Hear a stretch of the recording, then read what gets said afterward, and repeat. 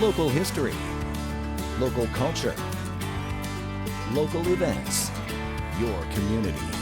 This is the Joe Kelly Show. Hi there, everybody. Welcome to the show. Mike Bosak's our guest. Mike is a very active member of the Landmark Society of Greater Utica. He brought along their most recent newsletter. Lots of stuff in there. We'll talk about some of that. We'll talk about their activities, what they're up to. But before we do any of that, we're going to say welcome. Good to see you again. Hi, Joe. How are you? Good, thank you. Landmarks was formed in what year? 1974. All right.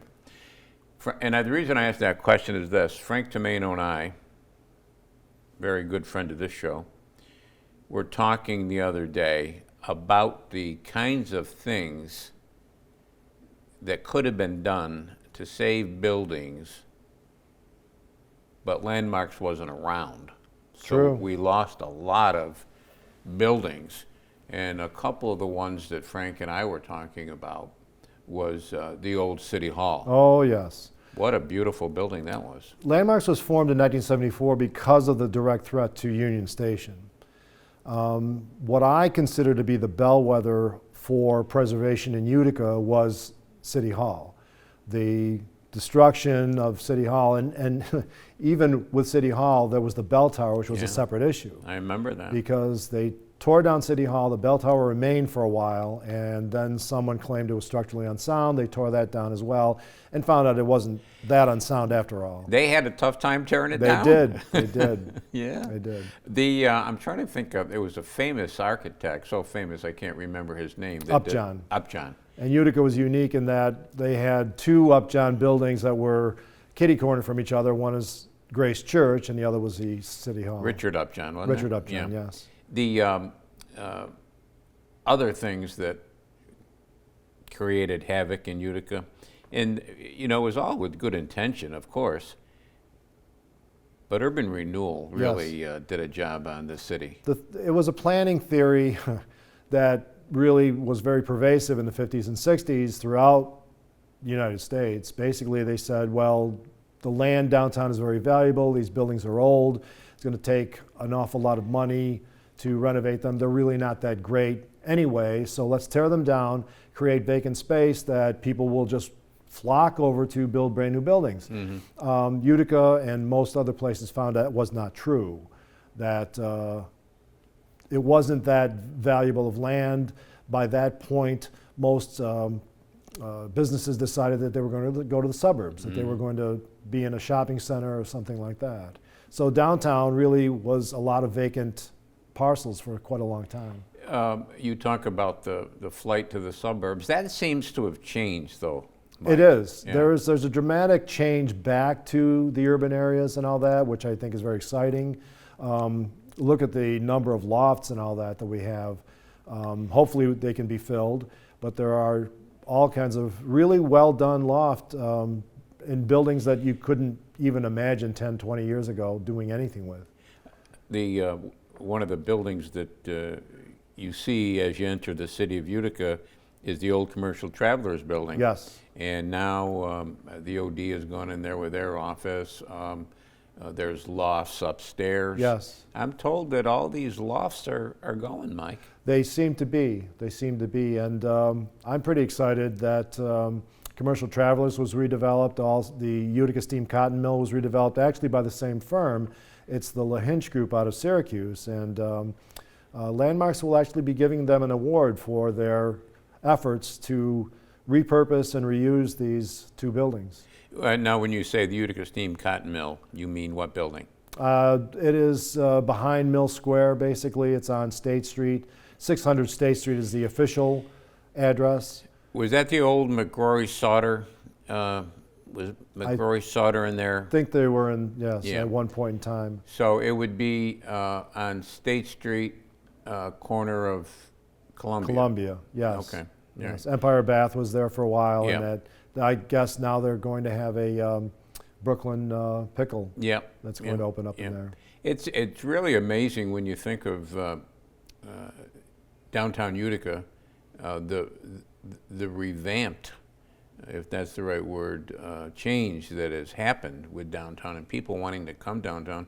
friend of ours, young kid, just graduated college.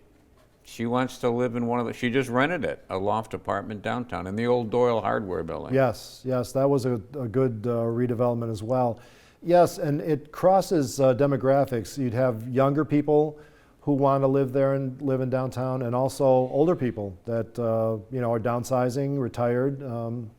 I know several that have moved into those apartments. Yeah. When Frank and I were talking, we also were talking about a property that was such a shame. I don't remember this property. I mean, I've seen pictures of it and I've read about it, but what a shame this property went. And it went for a little lousy 3-unit strip mall or something like that, and that was the house of Vice President Sherman. James Schoolcraft Sherman. Yes, yes. Very sad, and there was no market for the house. The house was beautiful and in very good condition for a while, but because no one else bought it, a commercial establishment bought it and created that strip mall that is now, by the way, both of those units are vacant. Mm-hmm. It's a shame. Yeah. If I recall my history correctly, I think that the Sherman House, Vice President of the United States, the Sherman House went for taxes. Probably did. Yeah, yeah. Isn't that something? There is a little reminder there. There is a little stone fence on the north side of the property that still stands, but that's it. Yes. So, any others come to mind, Mike, that I'm not? We mentioned the Sherman House. We mentioned the old City Hall. Boy, there's been a bunch of them, though, that have gone. Utica's lost its share, unfortunately. The building that the Oneida County History Center was in at one time, that was a beautiful building. Very distinct building, wasn't it, architecturally? Yes. I understand it wasn't that comfortable to be in, that it was very hot in the summer, very cold in the winter, but it was a very unique building. Yeah. Another one comes to mind is the Armory up on Steuben Circle there. Yeah. I was in both of those buildings as a kid. And one of the problems with the old Oneida County History Center building, when that was at the streets, so let's see, Park, Elizabeth, I forget what other ones come in there. But there was no parking. That was part of their problem too. Sure. But what a beautiful building that was. Of course, now the Oneida County History Center has another landmark building, and that's 1608 Genesee Street, former church. Yes.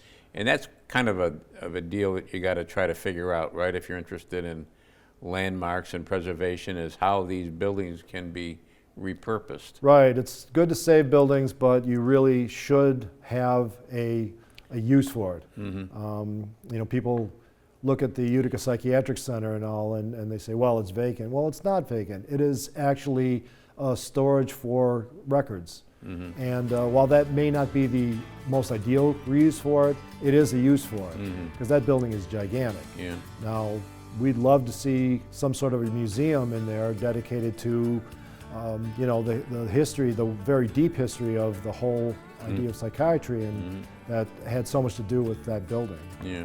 We'll come back and we'll talk about some more landmarks with Mike Bosak. Short break, right back.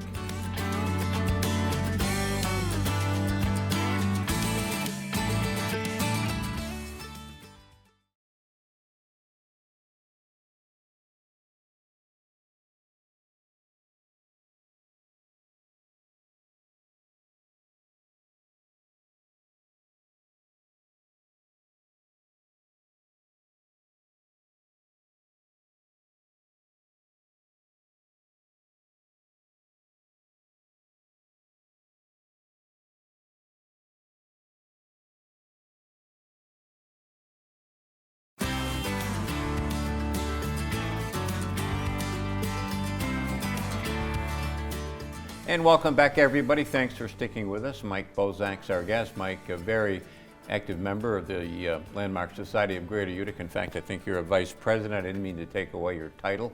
And they've got an upcoming annual dinner. Have you had a dinner every year?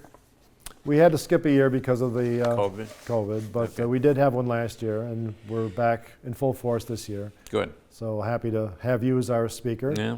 So Happy thank to you. be there. Yeah. Absolutely. We're going to be over at Rose Lawn. And, In New York Mills, yeah. yeah. Celebrating 100 years of incorporation, 1922. When I think of New York Mills, many things come to mind, but a textile town way back in the day. And all those homes that were company homes. Yes. You still see them. Oh, you do, and they're very well built. A good friend of mine lived in one up on Cottage Street, but the company, yeah, there were 3 gigantic mills. At one point, there were 4 mills up and running in New York Mills. I don't remember it. That was before me, but I did grow up in New York Mills. Oh, did you? Yeah. So the mills were repurposed. I remember mill number 1 was the Utica cutlery for a while. Mill number 2 was basically storage. I remember huge farm implements parked out in front. And mill 3 was actually still used for textiles. I think it was Lally Manufacturing for quite a few years. Yeah. The time that Landmarks has been around, they've been able, we talked about some of the buildings that went down before this group was organized, but since the group has been organized, they've led the way in saving some big buildings, and I guess historic Rucker Park is the thing that comes to people's minds. Sure, absolutely. Yeah. Yeah, we purchased 2 buildings, number 1 and number 3, Rucker Park, and the lot in between where number 2 was, that was torn down in 1994. Well, we purchased those in 2008 with the intent to preserve and restore. And it's been a long, slow process, but we're still at it. What kind of shape is number 3 in? In very good shape. You know, it's an older building. We still need some work on the porches and all that. Need some roof work, but it's in quite good condition. And number 1? Number 1 is showing its age. Definitely, we're still working on it, but we're fighting the elements on that. Yeah. I think most people would remember number 1 as Dowling Nursing Home. Yes. And but before that, originally it was built as I'm trying to think of the gentleman's name. Munn? Yes. Yeah. Munn's Castle, they called Munn's it. Castle, Yes. And yeah. he was originally from Utica, an entrepreneur that kind of made a lot of money down in the south. He had a southern wife, brought her up to Utica. So they designed the house in sort of a southern style with a wraparound porch and 2 magnolia trees out in front, which are still there. They're beautiful in the springtime. But she didn't really want to stay in Utica that much. So after a year, they sold it. And among the people that owned it after that was John Devereaux. The John Devereaux? The John Devereaux, one of the 2 Devereaux brothers that was responsible for the savings bank. Samuel Remington, who lived there for a while during the Civil War, when the Utica was where they produced the pistols and all for the Civil War effort. And the Green family, Walter Jerome Green Sr., and then later Jr., owned it for quite a few years. And they were entrepreneurs as well that have a deep history and Renaissance men basically. And then the Dowlings purchased it after back in the 50s. It was when I was growing up and lived in Cornhill, that was they were going full steam with the nursing home in those years. In the 60s, and the number 3, I guess, is the most famous house. Yes, that's a National Historic Landmark because of the fact that it was designed by Philip Hooker, also all the people that owned it, among them Roscoe Conkling. And the visitors. Yes, the visitors. Ulysses Grant was there frequently. A lot of people, tremendous number of people. And I think back to how it must have been, the street that's coming up, John Street. John Street. How that must have been when Utica was a small city and historic Rucker Park was really at the fringe. Oh, absolutely, yes, that was farmland. Yeah. In fact, they saw it as a folly because it was so far from the downtown area, which is basically Bagg Square.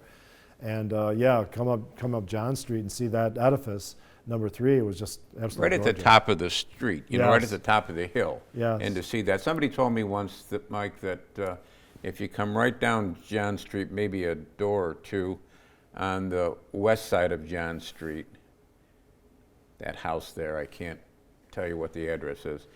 was a stop on the Underground Railroad. Could very well have been. Yeah, yeah. Yes. And number 2, was there some structural problem that caused that to come down? So they said, we thought back in the day, the Landmark Society thought that it was overblown, that basically it was a salvageable building. I think at the time the Dowlings had 3. They had 1, 2, and 3. They never had a full use for number 2. I know for a while it was a frat house. What had happened is that it got away from them. 2, 3 structures was too many. A lot. Yeah. So they basically kind of let it go, and they applied for demolition, even though it was, we thought it was salvageable, and it came down, unfortunately. And then next to, if you're looking at number 3, to the left, what's that building? Was the Swankett home? Yes, well, that was for unwed mothers, wasn't it? Yes, at one time it was. Yes. And young women, we lived over on Seymour, between Rutger and South. So we were over in that area all the time. In fact, we'd use the lawns to play baseball and football. They'd chase us out, but we'd go back. And you'd see those young women walking, getting their daily exercise in. Well, I often said that Rutger Park is kind of a non-park park because it's a park-like setting. It's not a city park, but people kind of treat it as a park or feel it. And same thing with the Utica Psychiatric Center at Old Main. The frontage is not a private park, but people do drive through there and they play frisbee and walk their dogs. Well, those lawns are so big. I Yes. mean, you've got Rutger Park, but and they call it a park. Yes. But then the lawns at Utica Psychiatric Center, oh my goodness, those Yes. so deep there. Huge, yes. Yeah. Landmark's had a wonderful tour. Man, it's been a few years now. I remember the line came around the block.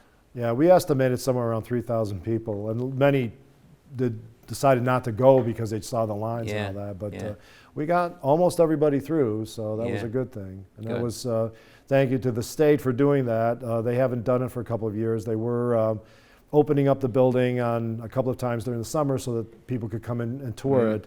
But with the pandemic and all that, they've stopped that. We hope to get it going again. I hope next that we year. could see some more of it, Oh, like yeah. down cellar Sure. and upstairs. Mike Bosak's our guest. We're talking about a variety of topics. When we come back, we'll talk a little bit about the Adirondack Railway, I think. Were you on that trip? One of the trips? No, I didn't make that trip. All right. I was on that, but many years ago. All right, we'll talk a little bit about the Adirondack Railway. I was on the trip, and I loved it. Short break, right back.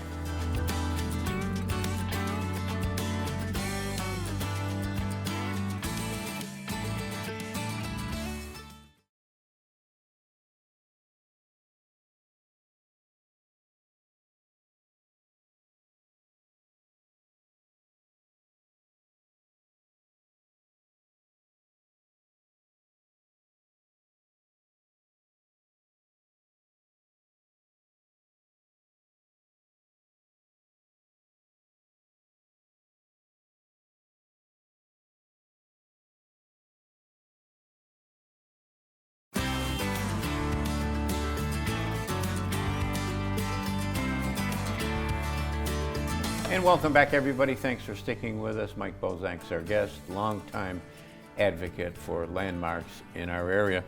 The Preservationist has an article about the Oneida Seminary. That's kind of an overlooked landmark, isn't it? It really is. Interesting, and it goes back to the factory era.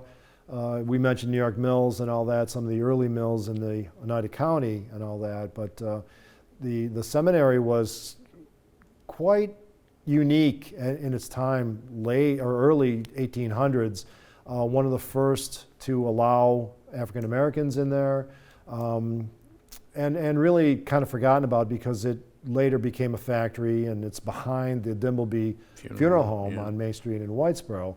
Now it's threatened because of the flooding that's going on there. They're talking about demolishing it, and people don't realize the deep history of that building. You know, there were a lot of people that were educated there, that became very famous Uticans. Yeah. What's in there now, Mike? It's basically factory and storage, mostly storage, I think. Yeah. at this point. But it seems to be in very good condition. Yeah.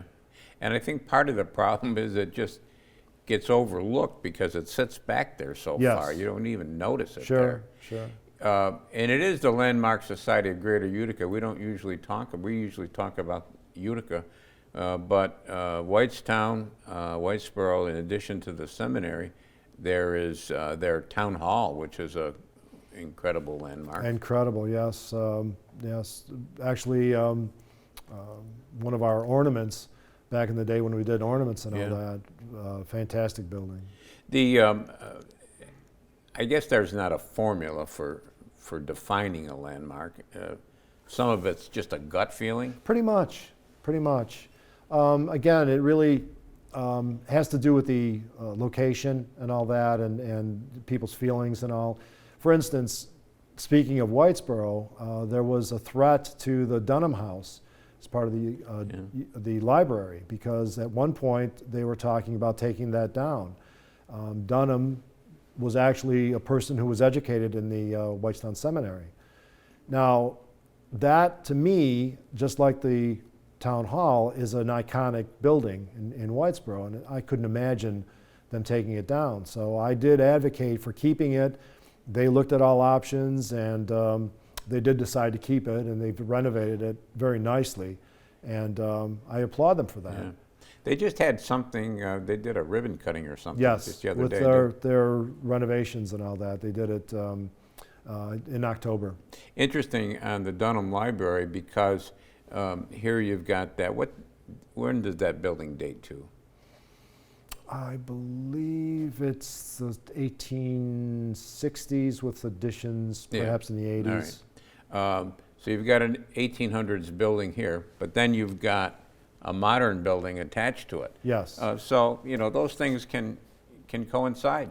They can, and if you have the right architect and the right sensibilities, it's not that hard. It's not that difficult to make it all meld together. Mm-hmm.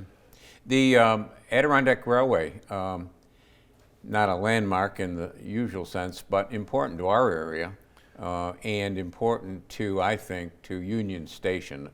There's a landmark. Yes, definitely. Union Station is a landmark. And I'd mentioned that the Landmark Society was formed as a direct response to the threat to Union Station. They were going to tear it down and put up what we used to refer to as an am shack in its place. Landmarks advocated. There were a lot of heavy hitters that came behind us and helped to save that building. And now you couldn't imagine, just like with the Stanley, you couldn't imagine Utica without it. Yeah. The Adirondack Railway is actually not the railway so much as the trackage is actually on the National Register of Historic Places and all that. And you were on the inaugural trip to Tupper Lake, which I'd missed, but I'd been on that trip before, actually, when you could go all the way up to Saranac Lake and Lake Placid. Yeah. So it's bittersweet in that the tracks were renovated and they rebuilt the Tupper Lake Station on the foundation, Very the nice, existing too. foundation, as they did in Remsen. Very nicely done. The bittersweet part is that they tore up the tracks north of Tupper Lake all the way to Lake Placid. That was the compromise. It's sad in a way, but the bright spot, I guess, is that they were renovated. Up to the Tupper One Lake. of the things that surprised me, and I mentioned this many times to people on that inaugural train ride that we took, we started in Thindera and went up to Tupper Lake, was how smooth those tracks were. Yes. Oh my goodness. I would imagine so, because there was a lot of work done. Millions of dollars worth of work on those tracks. Union Station was built, I can never remember, was it 1903 or 1913? 1914. 1914, all right. Yep. I had it wrong all the way around. One of the people that was, you mentioned some heavy hitters got behind Landmark. One of them was the late Assemblyman Nick Calogero. Yes. He worked hard. Nick was golden on that, and if not for his support, it's likely that it would have been torn down. But he looked at that whole situation and said, this doesn't make any sense. Frank Presbyson, who was the president, I think, of the Landmarks at the time, said it's the roof. All we need to do is fix the roof, that the building is solid. And they were both absolutely right. The building will stand for another 100 years or better. The inside of that building is just so beautiful. It is. People always remark they have weddings in there. They do, plenty Yeah. of weddings, yes. Yeah. Train shows. Yeah. Somebody told me once, the thing with a old park or an old building is to try to figure out how to get people into the places. Yes. If you can get people in, everything will work out. That's very true. That's good advice. And people are in that building because you got a lot of stuff going on in Union You Station. do. You've got the DMV. And again, I always mention that Oneida County owns it now, and they've been an excellent steward all along for that building and have kept it up very, very well. And you know, the other thing about that building that sometimes gets overlooked because it's apart from the building, but that's the REA wing, Yes. which Railway Express back in the day, which is really kind of a forerunner of FedEx and All that. you know. And Tony Pacente, the county executive, has been very interested and very aggressive in saving that. Yes, and it's a difficult building to deal with because you've got two levels. You've got the street level on the north side, and you've got a raised up portion on the south side where they used to load trucks. They used to unload the freight cars and then load them onto trucks for local delivery. So it being a very narrow, very long, skinny building, it's difficult to deal with. But you know, as part of the public market, as part of a, you know, antique row or something like that, I think it might have a lot of potential. Yeah, and I think the other significant thing there is that that's where Utica began. Yes. So we got to protect that. Always good to see you. I'll see you on the 17th. Thank you. All right. That's going to do it for us this week. We'll be back next week. We'll do it all again. Don't forget cnyhomepage.com. There's lots of good stuff there, including archives of this show. Until next time, take care of yourself, everybody.